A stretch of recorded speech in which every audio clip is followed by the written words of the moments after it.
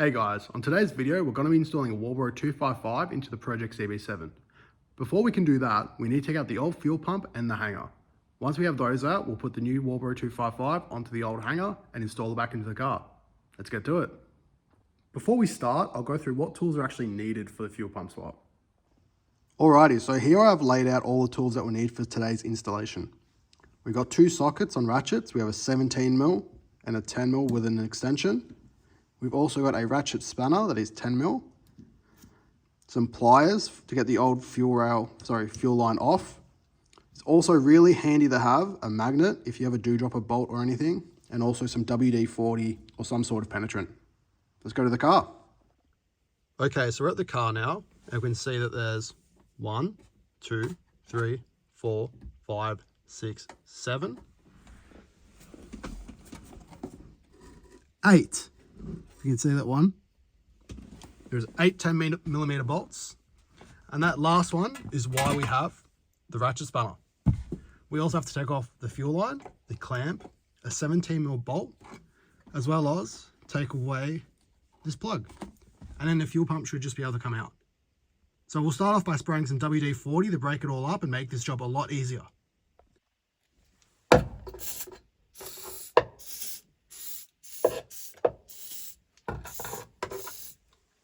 And now we'll let that sit and we'll come back in a minute.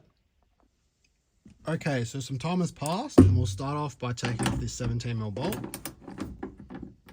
So this will be the main fuel line. These will all be on pretty tight, especially if they've never been taken off before. So now that one's broken, we'll unscrew this. And we'll just be really careful not to lose either washer. So there's one on the top, and there's also one underneath. We'll also try and take off the fuel line. This is why spraying WD-40 or lubricant is really handy. Makes this part a lot easier, especially if they've never been taken off before.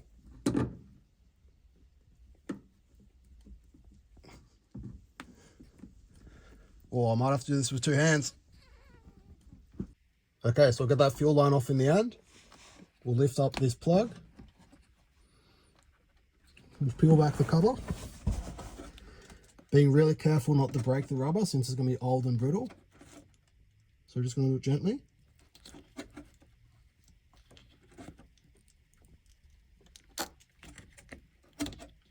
We'll then press this tab in and pull out. Pretty easy. Now we'll take off those 8 10mm bolts. Okay, so we've got these 8 10mm bolts, and 7 of them are very easily inaccessible now that we've cut this access panel.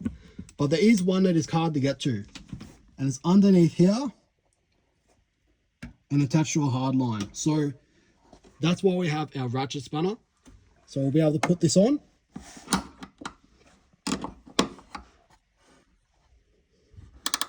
Put this on. Whoop.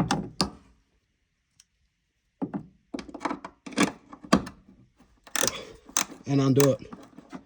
Now it's really loose now, so we'll do the rest by hand. And this is why we have our magnet, because if this does fall off, we'll be able to get it with the magnet. But I think I should be able to get pretty close by hand. Just do it very slowly and bring it out. Now I'll get back to you when I've got all the other 10mm bolts off. Okay. So now we have all the hardware off. We'll try and push everything out of the way so that pulling the fuel pump out will be much easier. So we'll push the fuel rail and fuel line out of the way. We'll tuck this plug behind. We'll lift up this bracket and also push that behind.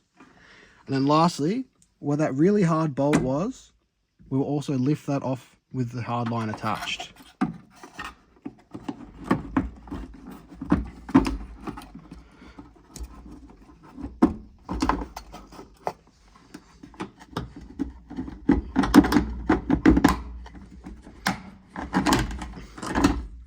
So that might actually be easy to do when the fuel pump hanger was bolted down, but I'll do this off camera with two hands. So as suspected, with two hands it was much easier. Now, with everything out of the way, we're going to try and pull this out. We're going to have to pull this out of an angle towards the side of the car. So it's going to be a little bit of finagling around, but it should eventually come out. And just be careful not to ruin the gasket of the fuel pump.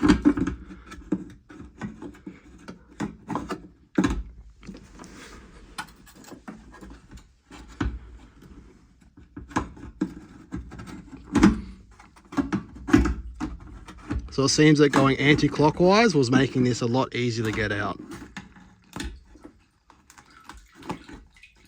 And we'll just let that drain for a minute.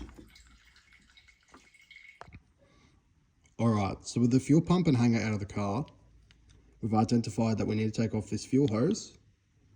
We'll need to also flick this cap off with a pick or with a flathead. We'll also need a Phillips head to undo this ground wire. Then we should just be able to pull the old fuel pump off.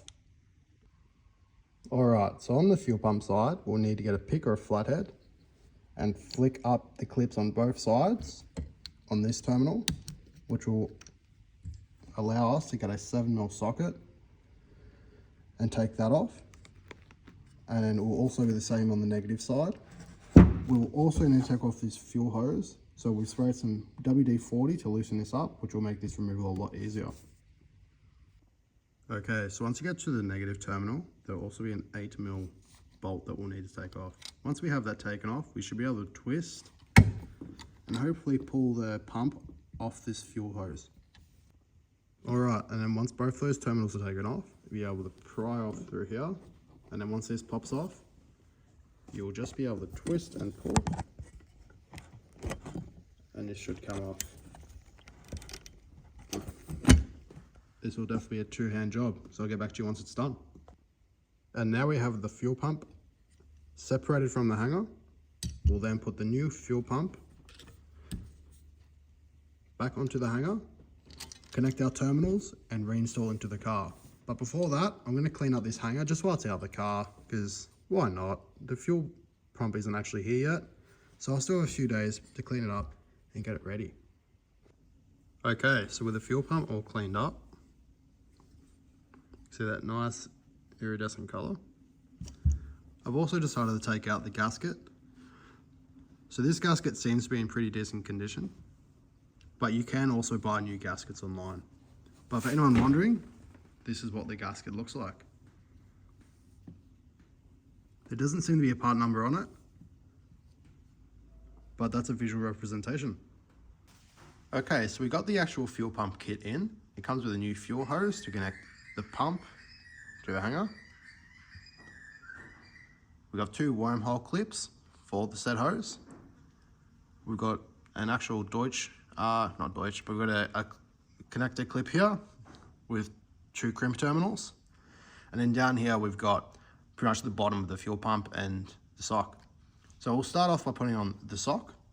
So we'll take this cap off and we will put this retainer bracket on. So that's clicked in. We'll then put this small lock washer on and press that on. Bit hard to do.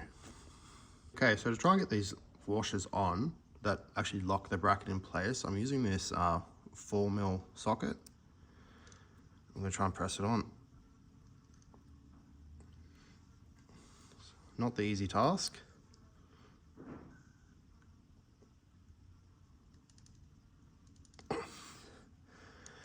It is slowly getting there. Might get a little hammer to try and tap it in. Okay, so we're back with a hammer, and you can see we've started it on. So might say we can just push it on just one last time. Oh, there we go. So you can just push it on. It's easy to use a 4mm socket in my instance. So now we're able to put on the actual sock, which will go on like this.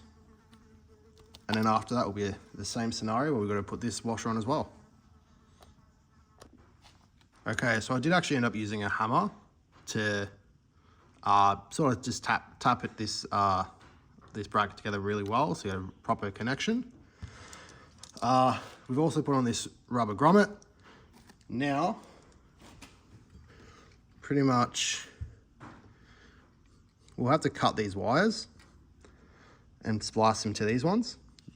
This being the negative and this one here being the positive. As well as we'll take off the old hose. If I can get to it, there we go. I probably will actually have to use these wormhole clamps just because it looks like these hoses are slightly different diameter and I don't want to risk the fuel hose falling off. That would not be good. Oh, a bit hard to get off, but they're in the end. But yeah, so now we will cut these wires and get ready to connect it, and then we can put the fuel pump on and put it back in the car. Okay, so I'm just looking at how the actual fuel pump will sit in the hanger. So it should sit something like this. And I'm just looking at this fuel hose, and it's obviously way too long. So we might trim off a little bit just so we can actually get the fuel hose on. This might be better with a knife. So we'll measure it again. Sit about there.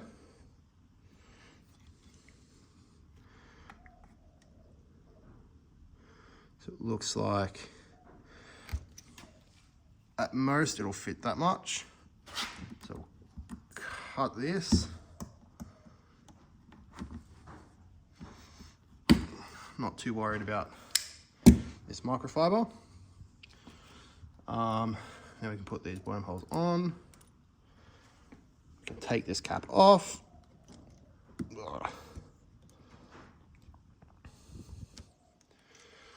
What we'll do is we can probably put the actual hanger in place, or pump onto the hanger. Push that on, and that will actually clip in because of how this rubber in this hanger is. And you can see that there really isn't too much room between this hose and this pickup. Might actually take this back out, and what we'll do is we'll bend this out a tiny bit.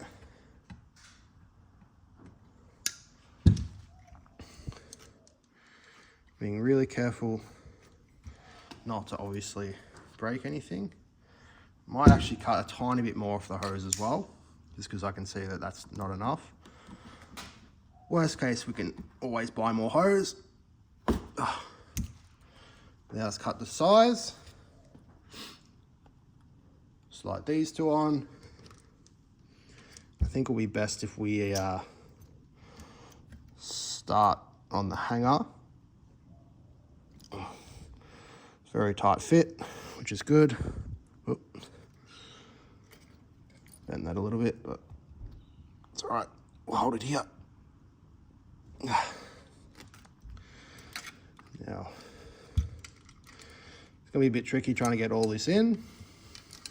Might get some WD-40.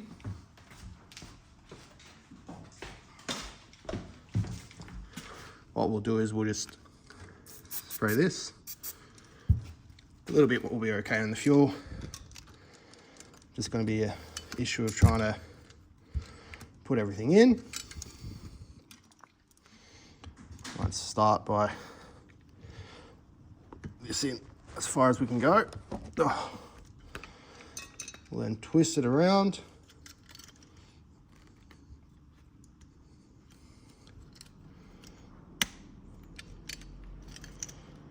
We should be able to just bend this now back up. Now our pump is in. So now what we'll have to do is we'll have to tighten these wormholes, and then also cut and connect our wires, and then we can put this back into the car. Okay, so we'll also just snip up this wormhole with a 1/4 inch socket, Being in Australia, I hate these stupid sizes for us. I want it to be fairly tight, but I don't want to do it too tight that it will start to cut the rubber. Just want it to be enough that the hose won't want to fall off. So I can see I've done it maybe a tiny bit too tight as it's bulging over the side, so I'll just loosen it a tiny bit. And that should be tight enough. Okay, so now we can get on to actually connecting these two wires. And then we'll be all good to put these back into the car. Okay, so usually I'd actually want to be soldering this. But since I don't have any fuel resistant specific shrink tube, I'm gonna have to use the supplied crimp butt connectors.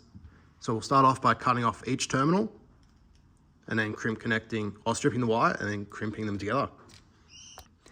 Okay, so usually I'm a big believer of soldering wires where you can, but since I don't have any fuel resistant specific shrink tube, I'm gonna use these crimp connectors supplied. So we'll start off by cutting off these terminals, these ring terminals, and then we'll strip the wires back.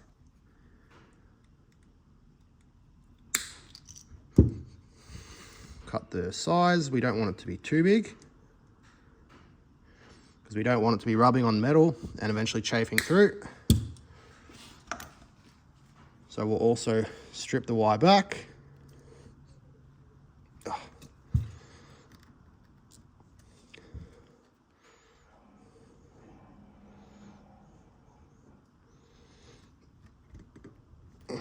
Jeez, that was not easy. Now for this one, we might actually have to cut a tiny bit of this anti-chafing cover off. We'll put that back a bit, go down to our 1.5.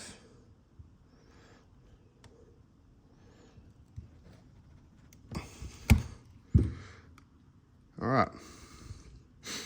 So now we have our two exposed wires. We'll twist this up, put the first bit in.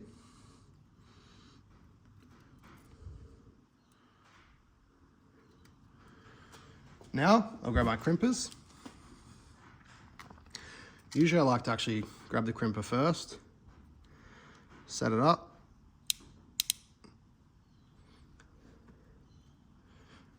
And then I'll put it on and crimp.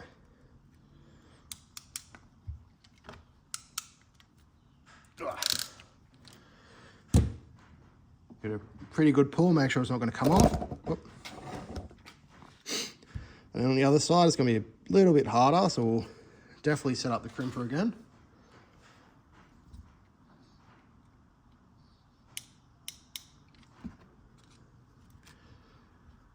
We'll then feed the wire in.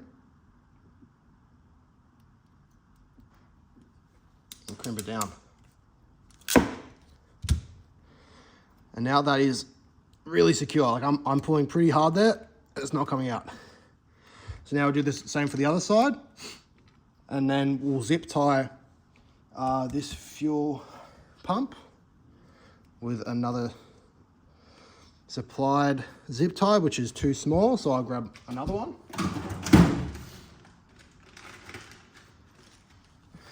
Here we've got another one. We'll zip tie that.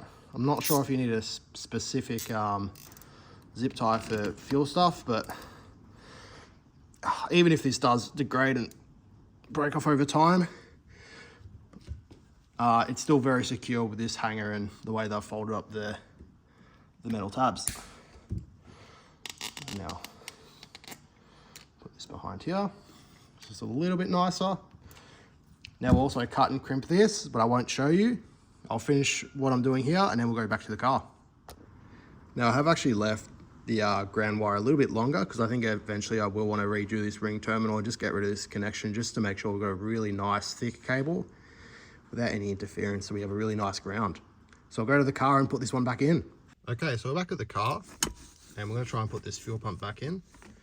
I vaguely remember it being a anti-clockwise or clockwise turn to get it in. So we'll just be real careful tucking in these wires as well so they don't get caught on the rubber gasket up top and give us a bad seal. So being a smaller pump, I'm hoping this will go on a little bit easier.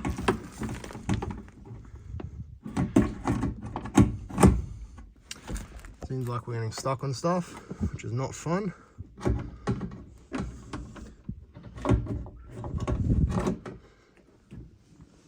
I'll have to get back to you when I do get this in. It'll be a bit easier with 2 hands. Okay, so we got on the hanger, we put all the bolts on. We're missing one bolt somewhere, I have to find it. But the hardest one was just, again, that one underneath here, that one. But I was able to get it in the end. It just took a little bit of finagling, and this was actually what was giving us the trouble with getting this on in the first place. But just making sure that your gasket is on real tight and clean, because you want that to have a good seal. So now besides the bolts, we got this hanger here, we've got our fuel hose here, which I'll put on once everything's bolted down. Got our fuel line here, and then we've also got this plug tucked behind here. But we'll get a it's got our 1/4 inch with our 10mm. We'll tighten everything up before we put all the plugs and hoses back on.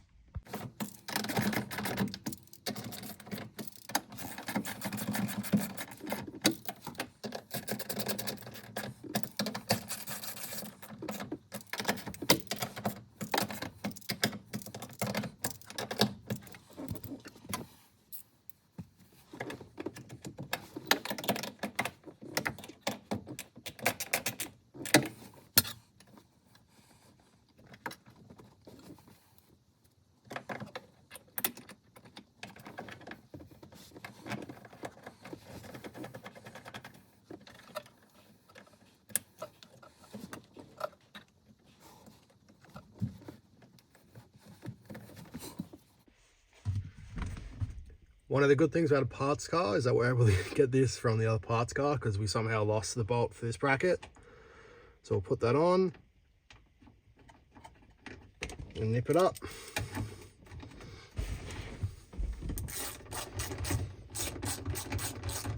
And then we'll just go over everything one more time just to make sure it's all on and all at pretty similar torque. You probably could torque this with a torque wrench,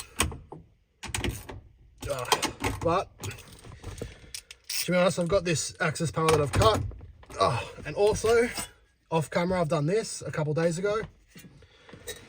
This is also from the parts car, another reason why the parts car is coming to fruition, which will just sit like pretty much bang on like that. But I will drill and make some riv nuts and then also get a rubber gasket so this is fully sealed. But look how that looks pretty good. I'm pretty happy with it. Yeah, that's the Wahlbro 255 installed into the CB7. Okay, so this will be the first startup. Hopefully we'll be able to hear the fuel pump prime.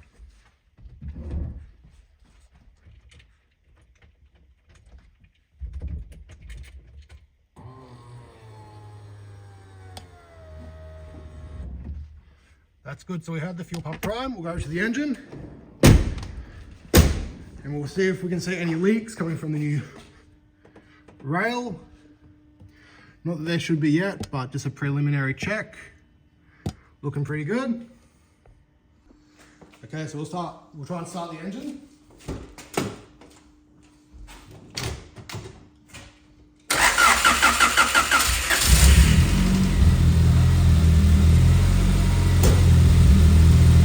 Now we will inspect for any fuel leaks.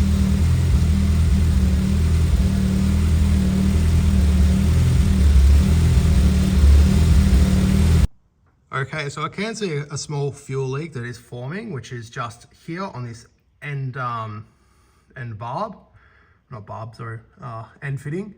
So we'll take this off, and I'll probably re-Teflon it and just do it a bit better of a job. But other than that, everything looks pretty good. So I will have to install a 45-degree fitting right here so we can run our fuel pressure gauge, which will sit really nicely once we do have that 45-degree bit. But other than that, we're looking pretty good. Time to tune.